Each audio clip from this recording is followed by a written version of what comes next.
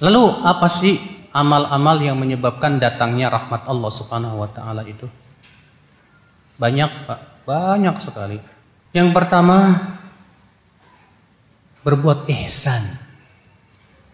Berbuat apa? Ihsan. Allah Ta'ala berfirman dalam surat Al-A'raf ayat 56. Inna rahmatallahi qaribum minal muhsinin.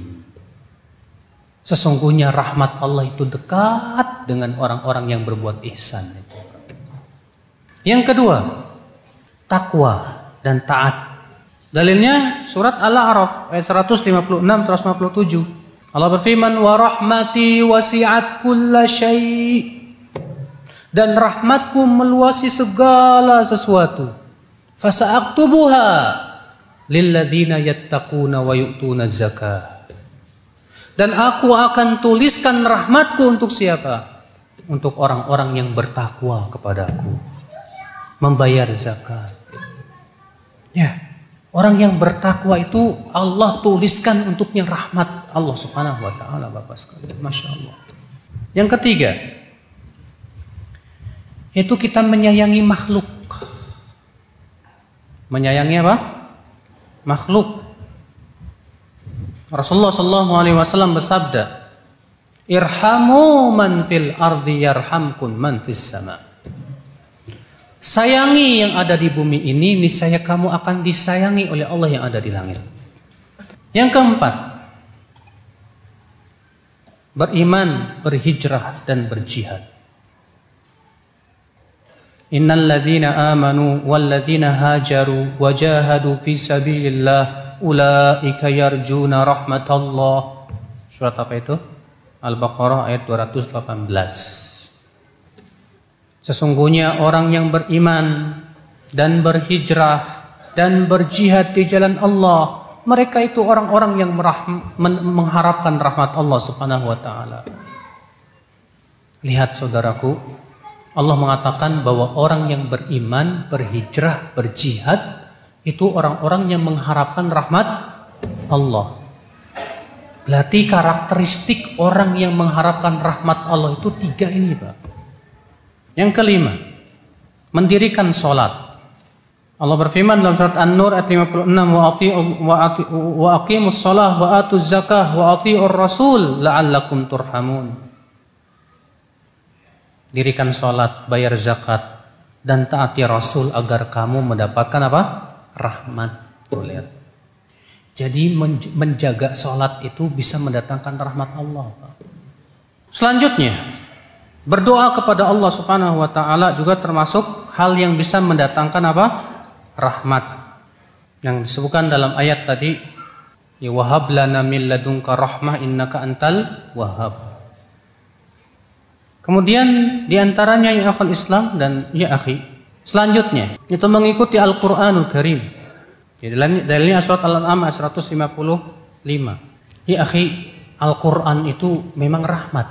Bahkan Allah menamai Al-Quran itu bukan cuma rahmat. Ya ayyuhan nas qad ja'atkum mau'idhatum mir rabbikum wa shifaa'un lima fis sudur wa hudan wa rahmatan lil mu'minin. Wahai manusia,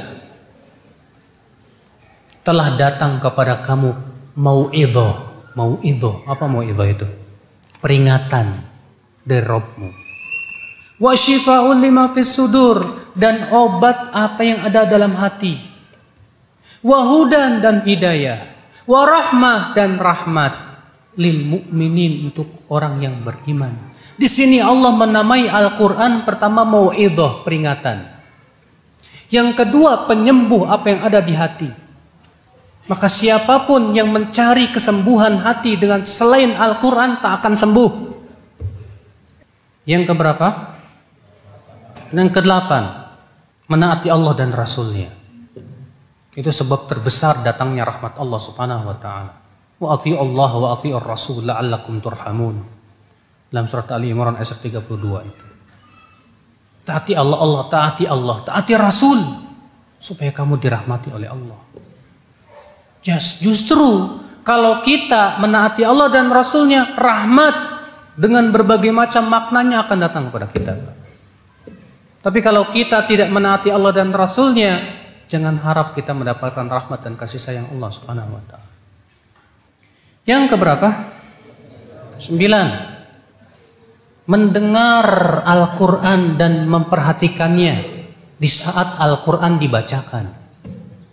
Akhi, kalau Al-Quran dibacakan jangan ngobrol. Kalau Al-Quran dibacakan kepada kita, jangan sekali-kali kita sibuk dengan yang lainnya. Karena Allah mengatakan apa? Wa idza quri'al Qur'anu, apabila Al-Quran dibacakan. Allah mengatakan apa? Fastami'u lahu, dengarkan baik-baik. Wa ansitu, diam. La'allakum turhamun, supaya kamu dirahmati. Berarti kalau kita diperdengarkan Al-Quran malah ngobrol, nggak dapat rahmat Allah. Jadi gimana dong Ustadz? Matiin aja radionya kalau mau ngobrol. Matiin kasetnya kalau mau ngobrol. Tapi kalau antum nyetir radio murat Al-Quran tapi malah ngobrol, antum nggak dapat ayat tersebut. Karena untuk mendapatkan rahmat itu di situ Allah memberikan syarat. Dengarkan dan diam. Selanjutnya, istighfar mendatangkan rahmat Allah Subhanahu wa ta'ala. Allah berfirman dalam surat An-Naml ayat 46, 48. Astaghfirullah la'allakum turhamun. Dan mohonlah ampun kepada Allah supaya kamu dirahmati oleh Allah Subhanahu wa ta'ala. Lihat Pak, banyak istighfar kita, minta ampun sama Allah, minta ampun.